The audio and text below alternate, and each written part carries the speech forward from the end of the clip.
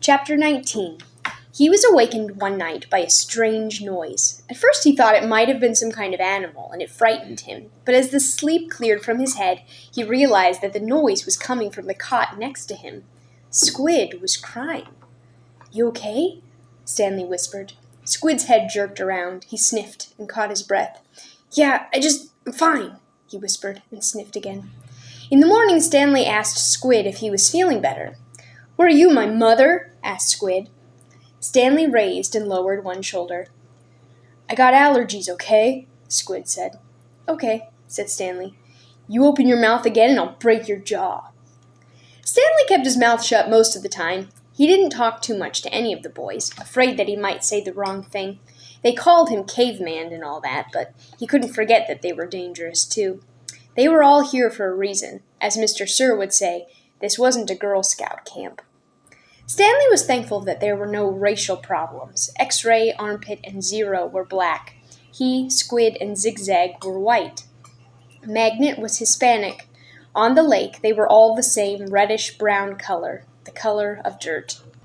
He looked up from his hole to see the water truck and its trailing dust cloud. His canteen was still almost a quarter full. He quickly drank it down and then took his place in line behind Magnet and in front of Zero. The air was thick with heat, dust, and exhaust fumes. Mr. Sir filled their canteens. The truck pulled away. Stanley was back in his hole, shovel in hand, when he heard Magnet call out, "Anybody want some sunflower seeds?" Magnet was standing at ground level, holding a sack of seeds. He popped a handful into his mouth, chewed, and swallowed, shells and all. "Over here," called X-Ray. The sack looked to be about half full. Magnet rolled up the top and tossed it to X-Ray. "How'd you get them without Mr. Sir seeing you?" asked Armpit. "I can't help it," Magnet said. He held both hands up, wiggled his fingers, and laughed. "My fingers are like little magnets." The sack went from X-Ray to Armpit to Squid. "It's sure good to eat something that doesn't come from a can," said Armpit. Squid tossed the sack to Zigzag. Stanley knew it would come to him next, and he didn't want it. From the moment Magnet shouted, "Anybody want some sunflower seeds?" he knew there would be trouble. Mr. Sir was sure to come back, and anyway, the salted shells would only make him thirsty. "Coming your way, caveman," said Zigzag. "Airmail and special delivery." It's unclear whether the seeds spilled before they got to Stanley or after he dropped the bag. It seemed to him that Zigzag hadn't rolled up the top before throwing it, and that was the reason he didn't catch it. But it all happened very fast. One moment the sack was flying through the air, and the next thing Stanley knew the sack was in his hole, and the seeds were spilled across the dirt. "Oh, man!" said Magnet. "Sorry," Stanley said as he tried to sweep up the seeds back into the sack. "I don't want to eat dirt," said X-Ray. Stanley didn't know what to do. "The truck's coming!" shouted Zigzag. Stanley looked up at the approaching dust cloud, then back down at the spilled seeds. He was in the wrong place at the wrong time. What else is new? He dug his shovel into his hole and tried to turn over the dirt and bury the seeds. What he should have done, he realized later, was knock one of his dirt piles back into his hole, but the idea of putting dirt into his hole was unthinkable. "Hello, Mr. Sir," said X-Ray. "Back so soon?" "It seems like you were just here," said Armpit. "Time flies when you're having fun," said Magnet. Stanley continued to turn the dirt over in his hole. "You Girl Scouts having a good time?" asked Mr. Sir. He moved from one hole to another. He kicked a dirt pile by Magnet's hole, then moved towards Stanley. Stanley could see 2 seeds at the bottom of his hole. As he tried to cover them up, he unearthed a corner of the sack. "Well, what do you know, caveman?" said Mr. Sir, standing over him. "It looks like you found something." Stanley didn't know what to do. "Dig it out," Mr. Sir said. "We'll take it to the warden. Maybe she'll give you the rest of the day off." "It's not anything," Stanley muttered. "Let me be the judge of that," said Mr. Sir. Stanley reached down and pulled up the empty burlap sack. He tried to hand it to Mr. Sir, but he wouldn't take it. "So tell me, caveman," said Mr. Sir, "how did my sack of sunflower seeds get into your hole?" "I stole it from your truck." "You did?" "Yes, Mr. Sir." "What happened to all the sunflower seeds?" I ate them. By yourself? Yes, Mr. Sir. Hey, caveman, shouted Armpit. How come you didn't share with any of us? That's cold, man, said X-Ray. I thought you were our friend, said Magnet. Mr. Sir looked around from one boy to another, then back to Stanley. We'll see what the warden has to say about this. Let's go. Stanley climbed up out of his hole and followed Mr. Sir to the truck. He still held the empty sack. It felt good to sit inside the truck, out of the direct rays of the sun. Stanley was surprised he could feel good about anything at the moment, but he did. It felt good to sit down on a comfortable seat for a change, and as the truck bounced along the dirt, he was able to appreciate the air blowing through the open window onto his hot and sweaty face. Chapter 20. It felt good to walk into the shade of the 2 oak trees. Stanley wondered if this was how a condemned man felt on his way to the electric chair, appreciating all of the good things in life for the last time. They had to step around holes to get to the cabin door. Stanley was surprised to see so many around the cabin. He would have expected the warden to not want the campers digging so close to her home, but several holes were right up against the cabin wall. The holes were closer together here as well, and were of different shapes and sizes. Mr. Sir knocked on the door. Stanley held the empty sack. Yes, the warden said, opening the door. There's been a little bit of trouble out on the lake, Mr. Sir said. Cavemen will tell you all about it. The warden stared at Mr. Sir a moment, then her gaze turned toward Stanley. He felt nothing but dread now. Come in, I suppose, said the warden. You're letting the cold out. It was air-conditioned inside her cabin. The television was going. She picked up the remote and turned it off.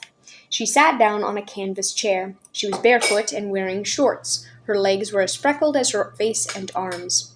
So what is it you have to tell me? Stanley took a breath to steady himself. While Mr. Sir was filling the canteens, I snuck into the truck and stole his sack of sunflower seeds. I see. She turned to Mr. Sir. That's why you brought him here? Yes, but I think he's lying. I think someone else stole the sack, and Caveman is covering up for X-Ray or somebody. It was a 20-pound sack, and he claims to have eaten all them by himself. He took the sack from Stanley and handed it to the warden. I see, the warden said again. The sack wasn't full, said Stanley, and I spilled a lot. You can check my hole. In that room, Caveman, there's a small flowered case. Will you get it for me, please? She pointed to a door. Stanley looked at the door, then at the warden, then back at the door. He slowly walked towards it. It was a kind of dressing room with a sink and a mirror. Next to the sink, he saw the case, white with pink roses. He brought it back out to the warden, and she set it on the glass coffee table in front of her. She unclasped the latch and opened the case. It was a makeup case. Stanley's mother had one similar to it. He saw several bottles of nail polish, polish remover, and a couple of lipstick tubes, and other jars and powders. The warden held up a small jar of dark red nail polish. You see this, Caveman? He nodded. This is my special nail polish. Do you see the dark, rich color? You can't buy that in a store. I have to make it myself. Stanley had no idea why she was showing it to him. He wondered why the warden would ever have the need to wear nail polish or makeup. Do you want to know my secret ingredient? He raised and lowered one shoulder. The warden opened the bottle. Rattlesnake venom. With a small paintbrush, she began applying it to the nails on her left hand. It's perfectly harmless when it's dry. She finished her left hand. She waved it in the air for a few seconds, then began painting the nails on her right hand. It's only toxic while it's wet. She finished painting her nails, then stood up.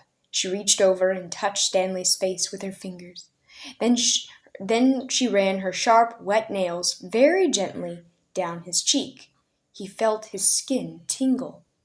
The nail on her pinky just barely touched the wound behind his ear. A sharp sting of pain caused him to jump back. The warden turned to face Mr. Sir, who was sitting on the fireplace hearth. So you think he stole your sunflower seeds? No, he says he stole them, but I think it was... She stepped toward him and struck him across the face. Mr. Sir stared at her. He had 3 long red marks slanting across the left side of his face. Stanley didn't know if the redness was caused by her nail polish or his blood. He took a moment for the venom to sink in. Suddenly, Mr. Sir screamed and clutched his face with both hands. He let himself fall over, rolling off the hearth and onto the rug. The warden spoke softly. "I don't especially care about your sunflower seeds," Mr. Sir moaned. "If you must know," said the warden, "I liked it better when you smoked." For a second, Mr. Sir's pain seemed to recede. He took several long, deep breaths. Then his head jerked violently, and he let out a shrill scream, worse than the one before. The warden turned to Stanley. "I suggest you go back to your hole now." Stanley started to go, but Mr. Sir lay in the way. Stanley could see the muscles on his face jump and twitch. His body writhed in agony. Stanley stepped carefully over him. "Is he—" "Excuse me," said the warden. Stanley was too frightened to speak. "He's not going to die," the warden said. "Unfortunately for you." Chapter 21. It was a long walk back to his hole. Stanley looked out through the haze of heat and dirt at the other boys, lowering and raising their shovels. Group D was the farthest away. He realized that once again he would be digging long after everyone else had quit. He hoped he'd finished before Mr. Sir recovered.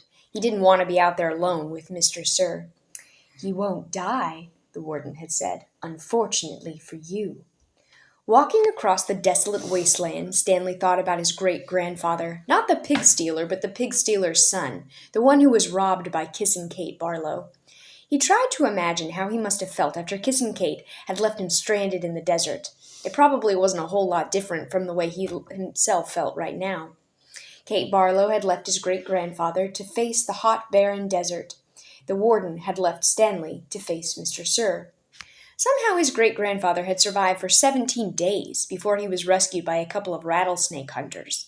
He was insane when they found him. When he was asked how he had lived so long, he said he found refuge on God's thumb. He spent nearly a month in the hospital. He ended up marrying one of the nurses. Nobody ever knew what he meant by God's thumb, including himself. Stanley heard a twitching sound. He stopped in mid-step, with one foot still in the air. A rattlesnake lay coiled beneath his foot. Its tail was pointed upward, rattling.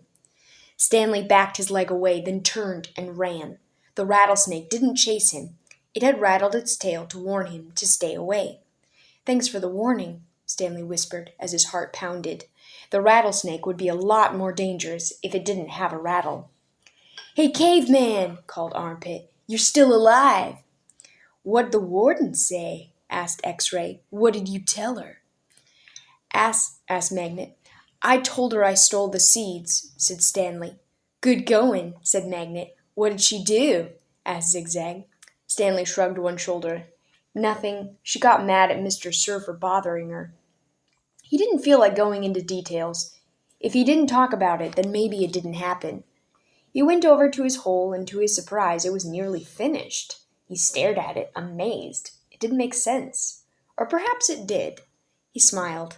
Since he had taken the blame of the sunflower seeds, he realized the other boys had dug his hole for him. "Hey, thanks," he said. "Don't look at me," said X-Ray. Confused, Stanley looked around, from Magnet to Armpit to Zigzag to Squid. None of them took credit for it. Then he turned to Zero, who had been quietly digging in his hole since Stanley returned. Zero's hole was a lot smaller than all the others. Chapter 22. Stanley was the first one finished. He spat in his hole, then showered and changed into his cleaner set of clothes. It had been 3 days since the laundry was done, so even his clean set was dirty and smelly. Tomorrow these would become his work clothes, and his other set would be washed. He could think of no reason why Zero would dig his hole for him. Zero didn't even get any sunflower seeds. "I guess he likes to dig holes," Armpit had said. "He's a mole," Zigzag said. "I think he eats dirt." "Moles don't eat dirt," X-Ray had pointed out. "Worms eat dirt." "Hey, Zero," Squid had asked, "are you a mole or a worm?" Zero had said nothing. Stanley never even thanked him, but now he sat on his cot and waited for Zero to return from the shower room. "Thanks," he said as Zero entered through the tent flap. Zero glanced at him, then went over to the crates, where he deposited his dirty clothes and towel. "Why do you help me?" Stanley asked. Zero turned around. "You didn't steal the sunflower seeds," he said. "So, neither did you," said Stanley.